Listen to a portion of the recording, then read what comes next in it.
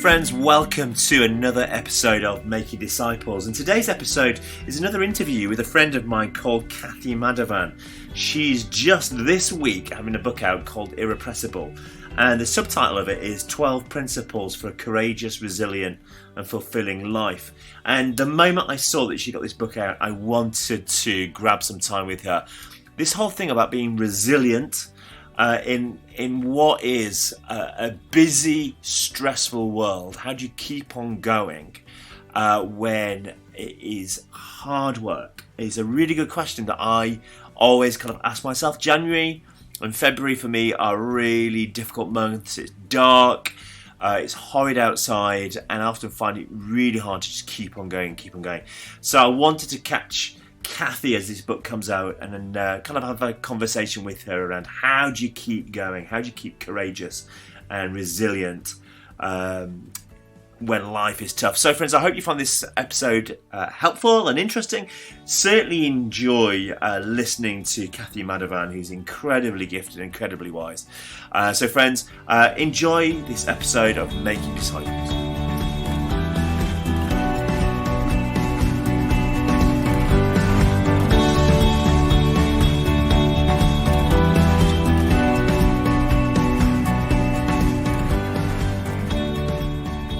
Cathy Madavan, welcome to Making Disciples. Really excited to have you with me.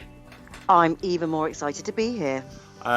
You are often, your little bio on things often says, Cathy Madavan is a writer and speaker. And this book that you've got out, that comes out this week, I would definitely want to add in the life coach. Because that's good. One of the things that I feel, you're a friend of mine, and I think we're good friends. But one of the things that you bring to our friendship is you are an incredible life coach. You are so good at just helping people process through and walk through stuff well. And you've got this book out this week, Irrepressible, which I really want to just spend most of our time talking about. But this book for me feels like the best of you. Does that make sense? That's so kind. Actually, one of the people who wrote an endorsement, Paul Carenza, called it like he said it was like a super mentor in book form, which I thought was the kindest compliment I could have got. And he said it's kind of like I'd gone through life's challenges and made notes along the way to pass on. And I guess that is my heart, really, to help people do life well, even the challenging bits, the opportunities, and creating habits and mindsets that will help people to make the most, really. So yeah, thank you. I feel like you've totally nailed it there. I'm really grateful. It's definitely what it feels like. And there's a number of themes in the book. I don't know how many we'll get to touch, but I'd love to talk to you about resilience, because one of the things you talk about in the book is about resilience. And for me, life often feels like a battle. And it feels like, somebody said to me the other day, how are you doing, Chris? And I said, I feel like Dory in Finding Nemo, just keep swimming, just keep swimming, just keep swimming. And there's times in life where you feel like I just can't keep swimming. One of the things you talk about in the book is resilience training. And Yeah. What is resilience training? And help me now. I'm struggling. I'm swimming. I'm swimming. How do we build resilience in life? Resilience is quite a trendy word at the moment, isn't it? How do we do that? Well, Dory's my hero as well, so I completely get that. But yeah, I think actually at the heart of Irrepressible is this sense of building a life that is irrepressible in the sense that you can bounce back and you are not beaten down. You wobble, but you don't fall down, as the Weebles, used to say. And it is that sense of being able to keep swimming, but not just because we grit our teeth and try harder, but because we can create good habits, good relationships, internal support structures, but also external support structures. And both are absolutely critical. And all the research about resilience says that, actually self-help books and self-development and spiritual development are all really important. But without external structures around us, be that family, friends, it could be training, it could be sick pay, it could be mentoring, counselling, all the things that we need in society and community and friendships to flourish and thrive. We need both a good combination of internal supports and external supports to be able to cope with some of the stuff that life throws at us. And I think most of us, and I know you and I would definitely say this, is most of us fall into this trap of thinking that life throws events at us consecutively. We'll have a good thing followed by a bad thing. But then after that bad thing, it would only be fair to have another good thing. But the reality is, it's far more like train tracks that happen simultaneously, the challenging stuff and the good stuff. So the struggles, and the kind of strengths both happen simultaneously. And so it's about learning to live in that tension, realizing that actually there's always going to be blessings and there's always going to be burdens. They both come at the same time. It's learning how really to not get derailed by one or the other. That's how we grow in resilience. And as we fight little battles, actually our muscles get stronger and we learn the habits. And if we're taught to fight those battles well, when we're able to stretch but not snap, in that kind of stretch zone, if we're giving good support to stretch and to take risks well, we actually grow stronger muscles so that we can, fight a bigger battle in the future if we need to. My last church, people used to say to me, "How's it going?" And I would say it's 10 steps forward, 10 steps back, all at the same time. Yeah. And it often life feels like there's breakthrough, but you've also got things that are just going so badly. And it's the juggling of the two, isn't it? But those 10 steps back in one area don't actually negate the 10 steps forward in another area. I mean, if I look, if you're a parent, you'll know that often you'll have one of your children that's thriving, and then at that moment, another one of your children is going through a struggle. Well, that doesn't mean to say that the first child isn't thriving. It's just that often one area of our life needs more time and attention and is more stressful. But actually we've still got to stop and celebrate the area where things are going well and learn from both. Actually, we learn to grow, and our character grows and our relationships grow and our skills grow through both of those circumstances if we can approach them wisely. What would you say to me if I said, actually, Cathy, at the moment, I feel like there's more going back than going forward. And I feel like there's been one thing after another, after another, after another. It's just knocking me and knocking me and knocking me. How do you build resilience when you don't feel like there's much to celebrate? Well, first of all, obviously, as Christians, as I think this book doesn't have loads of obvious Christianity in it. So, but those of us who are Christians reading it will see the kind of wisdom that we know and we believe threaded all the way through it. But there are principles in here, and each chapter is like a little principle that kind of helps people to take hold of whatever stuff they're facing at the moment. And there's one chapter in there actually called Navigate Waypoint Moments. And that is really about those moments where you're at a junction and you just don't know how to move forwards and you're just not sure how to go for it. And I love the little quote at the beginning of that chapter that's by T.S. Eliot that says, "If you aren't in over your head, how do you know how tall you are?" I'm like, that is so good, because I so often feel like totally in over my head in so many places in my life. And I talk in this chapter about waypoint moments, about moments where we've got junctions and we have decisions to make about which direction. And I actually use the word waypoint as a sort of acronym to look at things like, W stands for wait. Just don't rush into a quick decision. And A, acceptance, like work out why you are, the reality of where you are and why you are there. And then Y is you, look after yourself, etc., etc. And I think there are things we can do when we feel overwhelmed. And there's actually another little chapter in there called Fill Your Tank. So when your tank is totally drained dry and your resilience is completely worn out, we've got a responsibility for our own tank, working out how we can actually compensate and put back in where our resources have got so depleted. What brings us joy? What gives us energy? Who can we talk to for advice? Because we're not robots, are we? None of us have got resources none of us can just grit our teeth and push through and persevere forever. We've all got to find ways of making sure that the tank is full enough that we've got stuff to give out. Definitely, you can't live in the red for too long because it just burns you out. And burnout's a very Keep real going. thing, and that's why resilience and getting sort of habits in place actually where we are creating capacity and resilience in ourselves rather than just reacting in the snap zone. That's Yeah, why it's so important, to be honest. yeah. Can we just go back to Waypoint for a moment? Yeah, sure. Because actually, that bit of the book I particularly appreciated. So the waypoint you had, W was wait, A was acceptance, Y was you, be nice to yourself.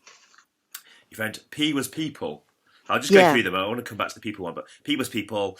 O is orientation, about choosing your direction. I is imagine the best outcome. N is next steps, plotting your course and direction. And T is trusting the process. People. Sometimes when you are in that dark moment where you feel like there's more going wrong than going right, sometimes the issue is we can hide because we just don't want to see another individual. And sometimes that's just because you're an introvert, and that's one of the ways that you deal with stuff. But you talk about not hiding for too long, and don't travel alone, and making sure that you've got people around you that are going to build and give you strength. Why do you think people are so? What is it about community and other individuals around you that's so important for resilience?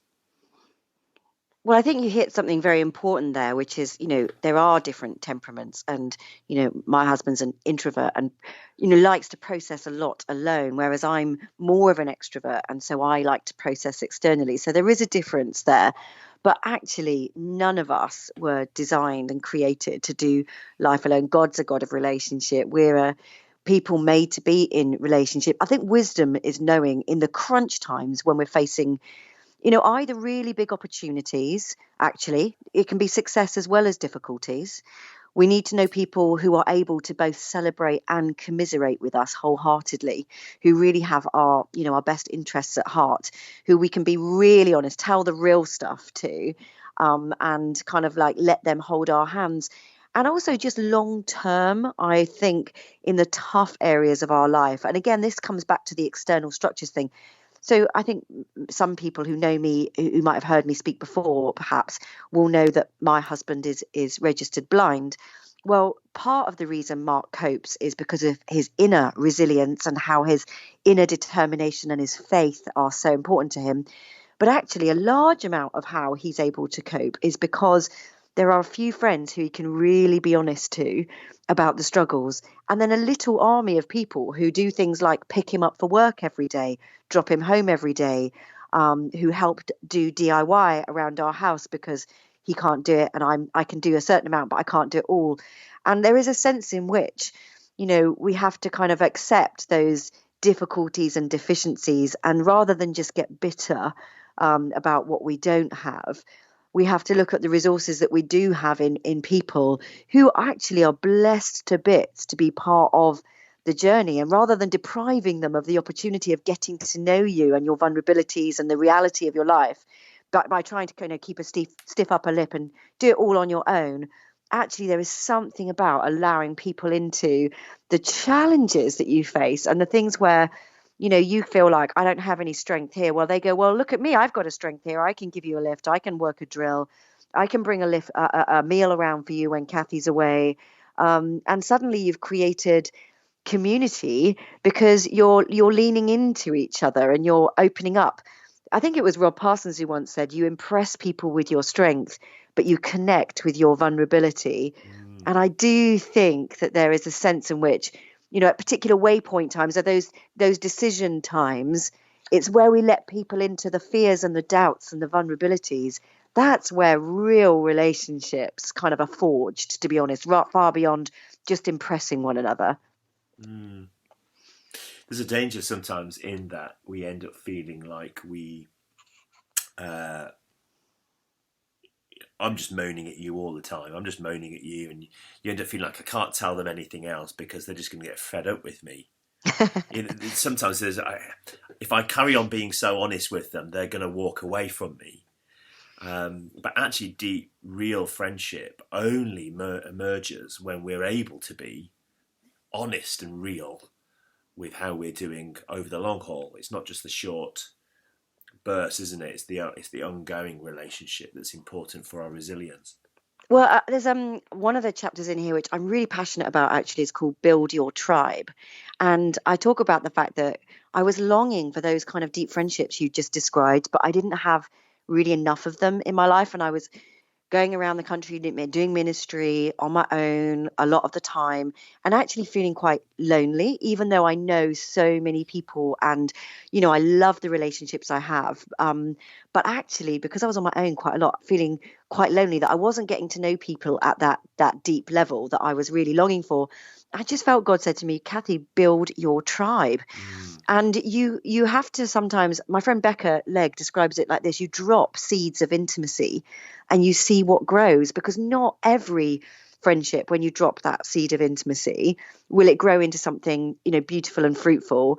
But actually, if you trust someone with a little seed and see how they react to that and how safe they are with that, then actually sometimes, and you water that friendship, it grows. And it's never one way. I think you both benefit and you both share, don't you? It's never a one-way traffic in that kind of relationship. And I now have like this little tribe through sort of a video app that we use to share video messages and keeping in touch, that mean that I know that wherever I am in this country or abroad, that there are people who are praying for me and who are, caring for me, who I can be totally honest. I can leave a rant one day going, oh my gosh, this person's driving me crazy, or where is God? I just can't see God's hand in this today, or like, please celebrate with me. I've got this breakthrough. This book's coming out. I just need someone to be excited for me. I know that there are some people out there now, but it's taken quite an investment. And it was because I didn't have it. And I felt God said, it's not going to happen by accident. You actually have to invest if you want to get that kind of reward. Yeah. Friendships are not accidental. No. And it amazes me how many people think it's just going to happen for them. They're going to have friends. And one of the podcasts a couple of weeks ago was with my friend Frederick from Denmark, and we had a whole conversation about friendship and loneliness. And one of the things for him is friendships are intentional, because we have to say, I am going to choose to open my life up to this individual and be present for them. And the reality is, so often we want friendship without the hard work. Absolutely. Or we think that one friend or two friends are going to fulfill every criteria, when actually, there will be some friends that are huge fun, but you wouldn't tell you're in a deepest, darkest secrets to. And then there are other people who are your super mentors, but actually aren't a load of fun. And that's okay. Like, they're all precious and they're all really critical, actually, and when you find those people who you feel you've got a connection with in one way or another, because we're very multifaceted, aren't we? We've got different aspects to ourselves. There doesn't have to be one person. Just like if you're married, your one spouse is never going to fulfill every bit of your relational needs in your life. And not every friendship is great for every season either. And that's not failure either. That's okay to admit that. Sometimes long-term friendships are the best friendships, but some friendships adapt and change as circumstances do, and that's okay as well. It's okay to admit that, I think. Can I tell you a funny story? Do it. So about 15 years ago, we were, no more than that, 20 years ago, Becky and I were in this church in Birmingham. I was a youth worker, some great friends, but the friendships plummeted into this deep, deep level of friendship. Because we were around their house for New Year's Eve party. We were playing a board game that was designed off the TV show Friends. And in this game, you get asked questions about each other, and you have to answer them to show how much you know about your friendships. But we'd actually picked out a set of cards from the game, which were the adult edition. Like, we didn't realise this is what, and the questions were really. When was the first time that you ... And we found in the next 60 minutes, we got to know a lot about each other that we didn't necessarily want to know. Love it. But what it did mean was our friendship went from being superficial, and I don't mean that in a negative way, it was just a normal level friendship, to suddenly these two couples who we knew incredibly well afterwards. Yeah, and yeah. actually, off the back of that, we've got lifelong friends. Yeah, that's And brilliant. it was accidental. I mean, some of the things I know about them, I won't name them, but the things that I know, I can't even look at them in the eyes sometimes, because of what they've got up to in their past. But it was a great game because it suddenly allowed us to have deep relationship and vulnerability with each other. It was amazing. Anyway, enough of that. I want to talk about digging deep foundations because in the book you talk about the importance of foundations and rooting yourself well. Can you just talk us through what do you mean by digging foundations? Yeah, I wanted to begin the first part of the book on some of this character stuff because we're so blessed if we are Christians and we go to church that we have so much wisdom teaching and we have so much foundational stuff about character in the life and presence of Jesus. But actually, it's something that kind of wisdom about character is something I just believe everybody needs. And my big prayer is that this book is able to go into, businesses and boardrooms and, like you said, coaching situations and actually talk about stuff that really matters, values, and what values you build your life on, what character you build your life on, what does integrity look like?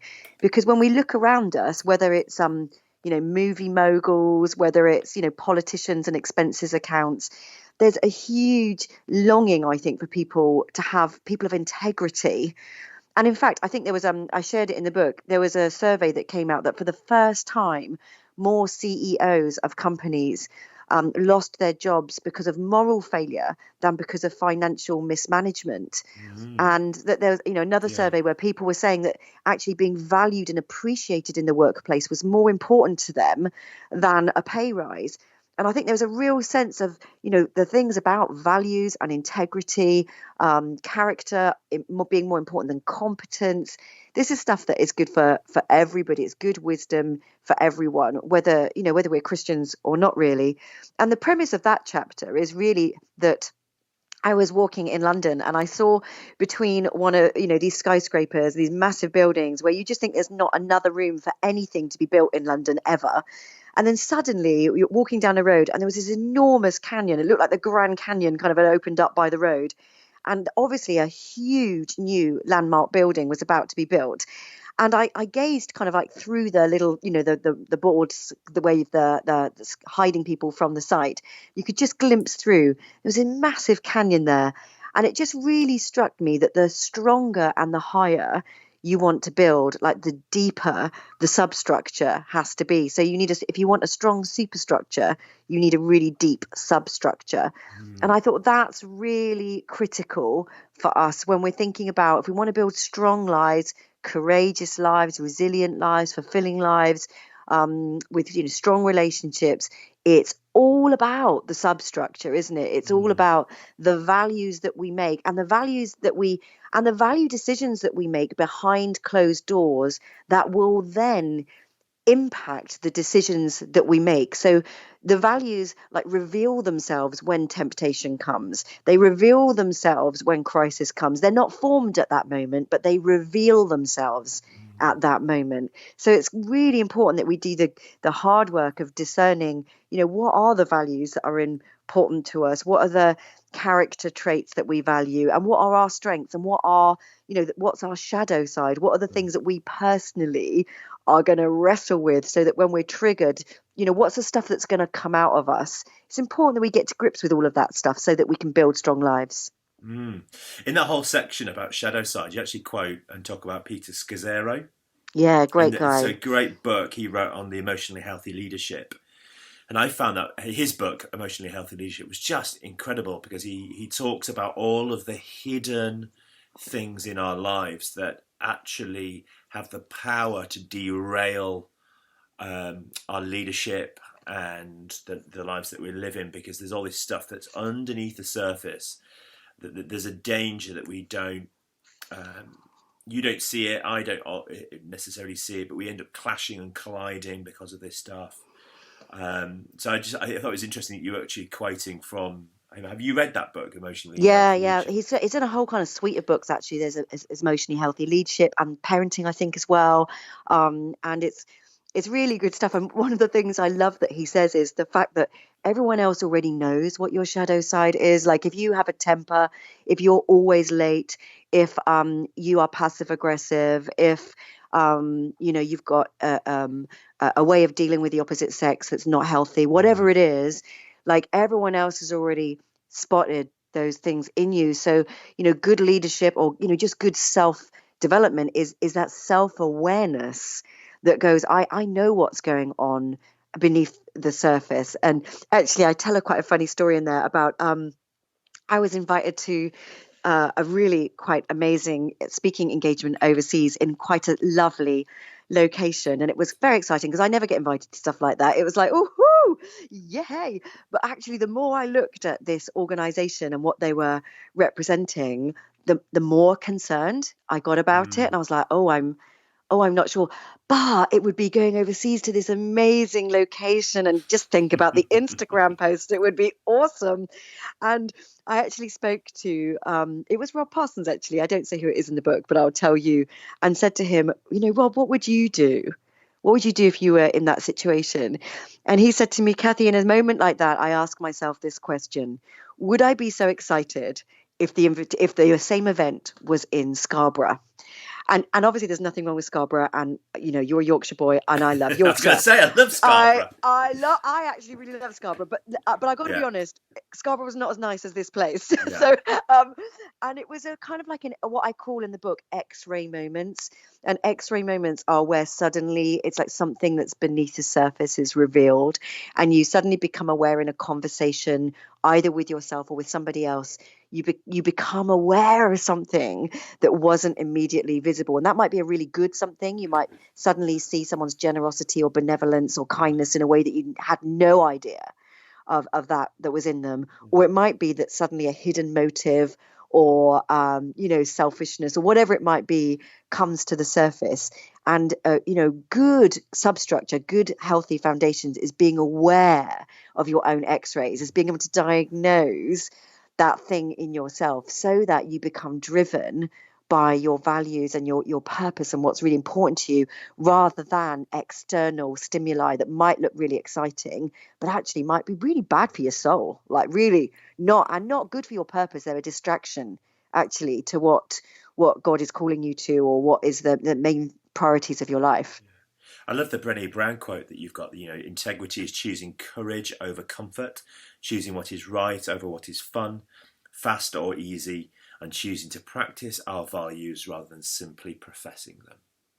Yeah, practicing your values and not just professing them. That, to me, reading that, I mean, obviously, I just think Brené Brown is the queen. She is amazing, and I love her writing. But I think that is so powerful to everybody, because we're all longing for people whose promises actually match their actions. I know all of us have met people who overpromise and under deliver, and it's easy to do because we want to people please, and we want people to like us, and we want our boss to think that we're doing a great job. We want our spouse to think this or that or the other, but actually it's people whose promises match their actions who are the ones who really stand out. Important thing, integrity, isn't it, that your behind the scenes stuff matches your in front of scene stuff, and in the church as well, actually really critical that match happens. Definitely. Cathy, just in these last few minutes, can we talk about jazz? Jazz. It. Love a bit of jazz. So, in the book, you talk jazz. You talk about improvising. Sometimes we get stuck, but we need to play jazz. Talk, just in the last 2 minutes, just talk us through jazz. Why is jazz so important for navigating life? Well, jazz is a funny thing because I talk about the fact I used to learn piano. And I used to learn it as a classical pianist, and it meant the world to me. It was very therapeutic for lots of reasons, which I discuss in the book. But a mile away from my scary piano teacher who taught me classical music was my grandfather, who was a jazz musician.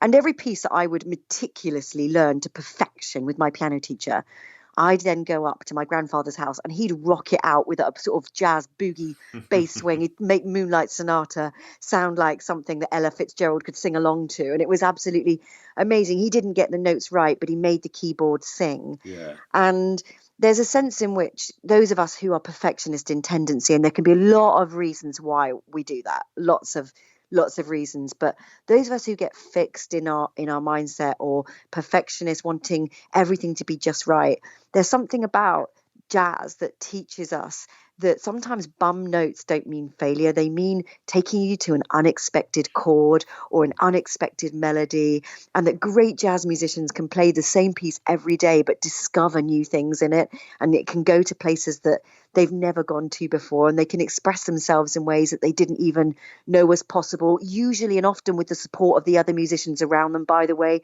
jazz is very rarely a solo sport. You need each other to be cheering each other on, as they do. If you ever watched a great jazz band, they were like, yeah, that's so great, love what you're doing there. So they give each other the freedom to actually step out and risk, and that failure is not not the end of the world. It's just like a new step to a new bit of melody. And there's something about learning to live life a bit more like a jazz musician rather than a perfectionist classical musician that really speaks to me. Yeah, and I think this is one of the things that I just learned. We met each other at Spring Harvest a number of years ago, and we were doing there was a whole series on the Bible that year. And one of the things I remember coming away learning is that Jesus plays jazz.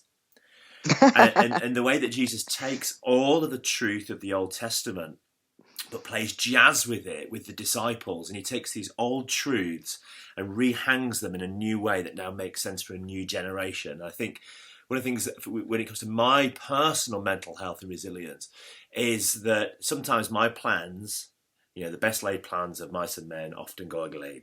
They just go wrong. But when you play jazz, you can say, right, from where I am now, what's the next thing? Yeah. And you can build something, as a creative and as imaginative, you can build something out of very little if you can play jazz, because you can say, what have I got? What can I do with it? And what can I imagine with these with sellotape and string? It's amazing what you can make. And actually having that desire in ourselves to say, I want to play jazz. I don't just want to stick to the notes.